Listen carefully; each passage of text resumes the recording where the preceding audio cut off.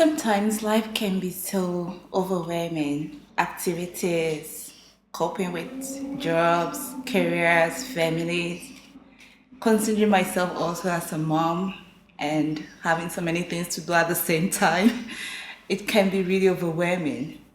You can get so busy, get caught up with so many things that you have to do, so many activities going on right now. But at the same time, my life and the things that occupy my time reminds me of Jesus, what he went through when he was still on earth. He had a short time to live here, but he had a lot of things he wanted to do.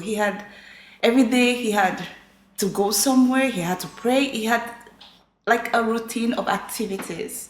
He was busy. He also knew that he had something ahead of him. There was the cross, there was death, something else was coming along his way.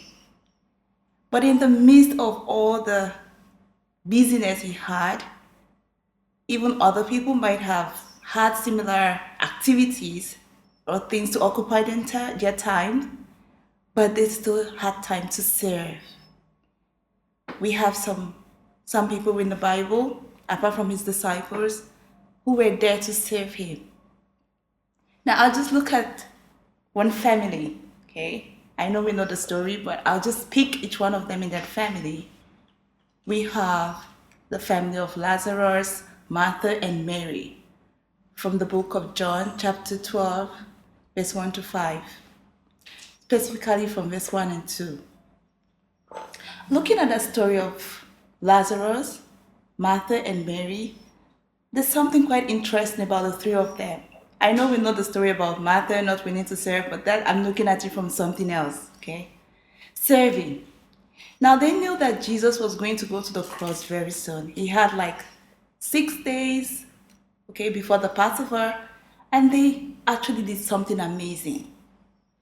They invited him over to their home. Lazarus took the initiative. I'm sure he discussed with his sisters, like, we have to do something for him. We might be busy, but we need to serve him. We need to come in our own ways. He had impacted our lives to serve him. Looking at Lazarus, we know how Jesus raised him from the dead. But he wasn't afraid. He still had time to say, Jesus, why don't you come here? We know the journey is far. We know there's so many things you're going to encounter later on. But at this moment, we just want to serve you. We want to give you the best that we have ever given to you. And Lazarus and the sisters, they invited Jesus to their home. I think if I try to imagine the expression of Jesus, like, wow, I still have people that care about me in the midst of this. Now we could see Martha. We all know the story of Martha. Oh, Martha, why are you bothered? But she knew that was one area that she could serve Jesus the best. In her serving, in her provision. She took time to make dinner. She had time. Maybe that was the best meal she had ever made for Jesus. She just had to do that for him. She wasn't discouraged that her sister wasn't there.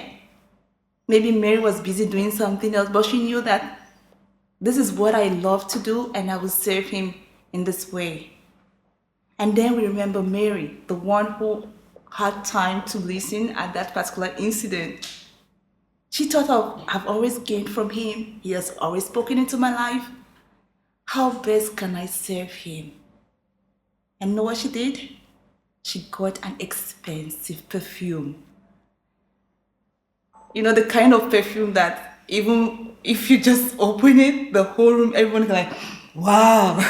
That's the kind of expression everyone had when the bottle was open. The fragrance was all over the place. She gave the best for that moment. Now Jesus knew that this sacrifice, this love they had shown to him, not only made him happy, but the siblings, the family, Lazarus, Martha, and Mary, they were also happy. They found joy in serving.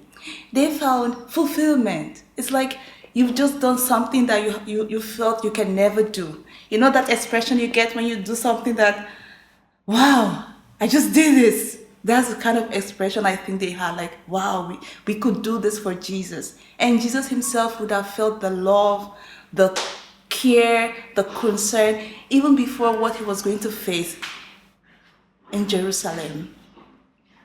So I'm just telling everyone right now, you can be busy, you can serve God, and you can be happy in doing that.